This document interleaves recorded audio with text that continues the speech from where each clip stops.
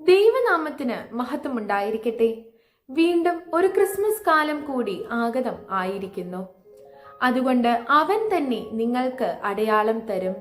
കന്യക ഗർഭിണിയായി ഒരു മകനെ പ്രസവിക്കും, അവന് ഇമ്മാനുവേൽ എന്ന് പേർ വിളിക്കുക.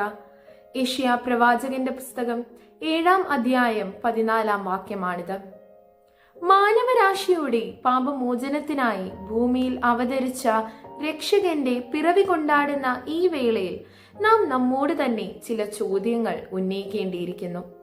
അതിൽ ഒന്നാമതായി, ദൈവപുത്രന്റെ ജനനത്തിനായി വഴികാട്ടിയായ നക്ഷത്രത്തെ പോലെ നമുക്കിന്ന് മറ്റുള്ളവരുടെ ജീവിതത്തിൽ, പ്രധാനമായും സഹനങ്ങളിലും തകർച്ചയിലും നിൽക്കുന്നവരുടെ ജീവിതത്തിൽ വഴികാട്ടിയായി അവരെ കൈപിടിച്ചുയർത്താൻ സാധിക്കുന്നുണ്ടോ എന്നുള്ളതാണ്.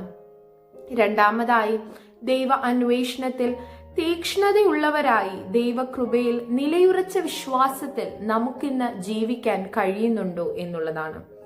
സഹനത്തിന്റെയും പ്രത്യാശയുടെയും കൂടി കാലം ആവണം ഈ ക്രിസ്മസ് എന്നുള്ളത്. ആഘോഷകാലം മാത്രമായി ഇന്ന് ക്രിസ്മസ് ഒതുങ്ങിപ്പോവുകയാണ്. എന്നാൽ ത്യാഗത്തിന്റെയും സഹനത്തിന്റെയും കൂടി നാളാണിത്. വിദ്വേഷത്തിന്റെയും ഭയത്തിന്റെയും അന്ധകാരത്തിൽ നിന്നുള്ള ഒരു മോചനം കൂടിയാവണം ഇന്നത്തെ സമൂഹത്തിന് ഈ കാലം. ഭൂജാതനായ ക്രിസ്തു ജനിച്ചത് പുൽത്തൊട്ടിയിലാണ്. അത് വിനയത്തിന്റെ സൂചകം കൂടിയാണ്.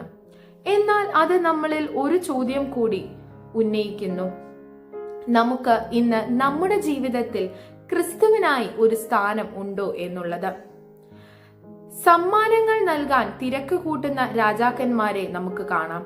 പൊന്ന്, വെള്ളി മുതലായ വിശേഷ വസ്തുക്കൾ അവർ സമർപ്പണമായി വെക്കുന്നു. അതുപോലെ തന്നെ നമ്മിൽ നിന്നും ചില സമർപ്പണങ്ങളും ചില സമ്മാനങ്ങളും ദൈവവും പ്രതീക്ഷിക്കുന്നുണ്ട്.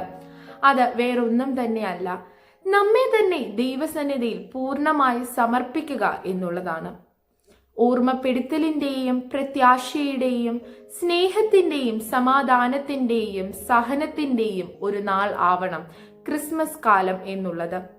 ദൈവമഹത്വത്തിന്റെ വാഹകരായി ജീവിക്കുകയും ദൈവവുമായി ഒന്നായി അടുത്തറിഞ്ഞ് ജീവിക്കുകയും ചെയ്യേണ്ടത് ക്രിസ്മസ് കാലത്തിന്റെ ഒരു ഓർമ്മപ്പെടുത്തലാണ്. അത് നമുക്ക് കഴിയട്ടെ എന്ന് ആശംസിക്കുകയും പ്രാർത്ഥിക്കുകയും ചെയ്യുന്നു. ദൈവം നമ്മെ ഏവരെയും അനുഗ്രഹിക്കട്ടെ. നന്ദി.